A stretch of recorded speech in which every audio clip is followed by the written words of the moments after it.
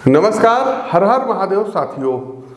सनातन संस्कृति में यूं तो लोक पर्व और त्योहार की एक लंबी श्रृंखला है, लेकिन भारतीय जनमानस के मन में होली के प्रति एक अलग ही उत्साह और उमंग देखने को मिलता है। होली जैसे ही ये शब्द हमारे कानों में सुनाई देता है, मानो उमंग और उत्साह के अनगिनत रंग हमारे मन को भिगो देते हैं। माहौल की गुलाबी ठंड, रंगों की फुहार और मन में बसंत ऋतु के आगमन का उत्साह, ये सभी तत्व आपस में मिलकर होली के महत्व को कई गुना बढ़ा देते हैं। हिंदू त्योहारों की एक विशेषता ये होती है साथियों कि इसमें जीवन को उत्कर्ष पर ले जाने वाली कोई ना कोई सीख छुपी होती है। होली के पीछे की अवधारणा भी इससे कुछ अलग नहीं है। होलिका दहन के माध्यम से बुराई को भस्मीभूत किया जाता है और नारायण भक्ति की जीवन में स्थापना होती है। वहीं रंग हमारे जीवन में उल्लास, नवीनता और नित्य नवीन बदलाव के प्रतीक होते हैं। आइए जानते हैं कि होली के पवित्र त्योहार का मुहूर्त, होली के दिन, होलिका दहन के दिन क्या शुभ उपाय किए जाएं कि पूरे वर्ष माँ की कृपा आप पर बनी रहे। साथियों, हिंदू कैलेंडर के अनुसार हर वर्ष फाल्गुन मास की पूर्णिमा तिथि को होलिका दहन की जाती है। फिर इसके अगले दिन यानी कि चैत्र कृष्ण प्रतिपदा को रंगों वाली होली खेली जाती है। होली को धुलंडी के नाम से भी जाना जाता है। धार्मिक मान्यताओं के अनुसार होलिका दहन में सभी नकारात्मक शक्तियों का नाश हो जाता है और आसपास एक पॉजिटिव वेव्स, सकारात्मक ऊर्जा का संचार होता है। इस वर्ष होली पर चंद्र ग्रहण और होलिका दहन पर भद्रा का साया रहेगा, लेकिन भारतवर्ष में चंद्र ग्रहण दिखाई नहीं देगा, तो आप लोग पूर्णिमा का व्रत भी कर सकते हैं और होलिका मना सकते हैं। 100 साल बाद होली और चंद्र ग्रहण दोनों ही एक ही दिन है। तो आइए जानते हैं कि होलिका दहन का शुभ मुहूर्त और भद्रा का साया कब रहेगा। तो देखिए दर्शकों, जो है फाल्गुन की जो पूर्णिमा तिथि है, वैदिक पंचांग की गणना के मुताबिक इस वर्ष फाल्गुन माह के शुक्ल पक्ष की पूर्णिमा की तिथि की शुरुआत 24 मार्च को सुबह 9:55 से आरंभ होगी, जो कि 25 मार्च 2024 को दोपहर 12:30 तक रहेगी। तो शास्त्रों के अनुसार होलिका दहन पूर्णिमा तिथि और भद्रा रहित काल में करना शुभ माना जाता है। तो ऐसे में होलिका दहन 24 मार्च को और रंगों वाली होली 25 मार्च को खेली जाएगी। ये आप लोग भली भांति नोट कर लीजिए। अच्छा, अब होलिका दहन का शुभ मुहूर्त क्या है? तो वैदिक पंचांग के अनुसार होलिका दहन का जो सर्वश्रेष्ठ मुहूर्त रहेगा, ये रात्रि 11:14 से लेकर के 12:20 तक रहेगा। तो होलिका दहन आप लोगों को इसी मुहूर्त में करना रहेगा। देखिए, होलिका दहन पर भद्रा का भी साया है। होलिका दहन 24 मार्च सोमवार को किया जाएगा, लेकिन होलिका दहन के दिन भद्रा का साया रहेगा। धार्मिक मान्यताओं के अनुसार भद्रा काल को शुभ नहीं माना जाता है और इस दौरान किसी भी तरीके का पूजा पाठ व शुभ काम करना वर्जित माना जाता है। तो पंचांग के मुताबिक 24 मार्च को सुबह से भद्रा काल लग जाएगी। भद्रा का प्रारंभ सुबह 9:54 से है, जो रात 11:13 तक रहेगा। तो इस तरीके से भद्रा काल की समाप्ति के बाद ही होलिका दहन आप लोग करें तो बेहतर रहेगा। जो भद्रा पुंछ है, ये शाम 6:33 से रात्रि 7:53 तक रहेगा। भद्रा मुख रात्रि 7:53 से रात्रि 10:06 तक रहेगा।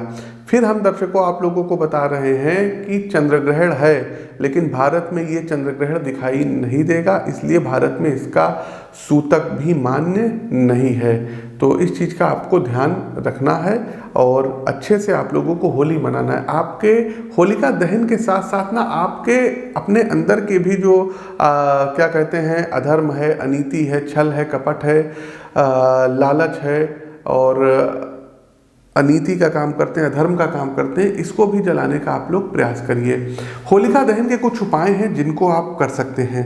करना क्या रहेगा? देखिए दर्शकों, होलिका दहन वाले दिन रात्रि में 11:15 बजे के बाद आपको पान के 7 पत्ते लेने हैं और इन 7 पत्तों को अपने सर के ऊपर से 7 बार एंटी क्लॉकवाइज उतार लेना है।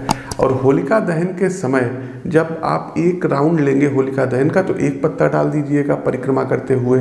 तो ऐसे 7 बार जब आप परिक्रमा करेंगे तो 7 पत्ते होलिका दहन में आपको जो है उसमें समर्पित करने हैं। तो ऐसा करने से घर परिवार में सुख शांति रहेगी और परिवार के सदस्यों की उन्नति भी अच्छी होगी। कुछ और उपाय हैं जो किए जा सकते हैं। यदि आपके घर में किसी के विवाह की देरी हो रही है तो आपको एक पान के पत्ते पर सुपारी है, नारियल है, काला तिल और उड़द लेना है।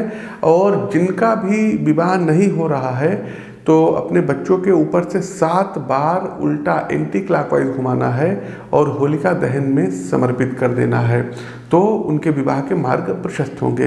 अब दूसरा उपाय आते हैं बीमारियों से मुक्ति पाने के लिए क्या करेंगे। तो होलिका दहन में आपको करना क्या रहेगा, एक पान के पत्ते पे आपको कपूर रखना होगा, हरी इलायची रखनी होगी और एक जायफल रखना होगा। अपने सर के ऊपर से 7 बार एंटी क्लॉकवाइज उतारने के बाद होलिका दहन में समर्पित कर दीजिए। बीमारी से आपको मुक्ति मिलेगी, लेकिन साथ साथ दवा भी आपको लेनी रहेगी। अब माँ लक्ष्मी की कृपा पाने के लिए क्या करना होगा, तो एक सूखा नारियल गड़ी का गोला लेना है और उसको ऊपर से थोड़ा सा कट करके उसमें चीनी और चावल भर दीजिएगा और उसके बाद उसको मौली से आपको बांध देना है। फिर करना क्या है, पान के पत्ते पर थोड़ा सा घी लगा लीजिएगा, उस पर स्वास्तिक बना लीजिएगा कुमकुम से और उस नारियल को रखना है, अपने सर के ऊपर से 7 बार एंटी क्लॉकवाइज उतारना है और होलिका दहन में समर्पित कर देना है।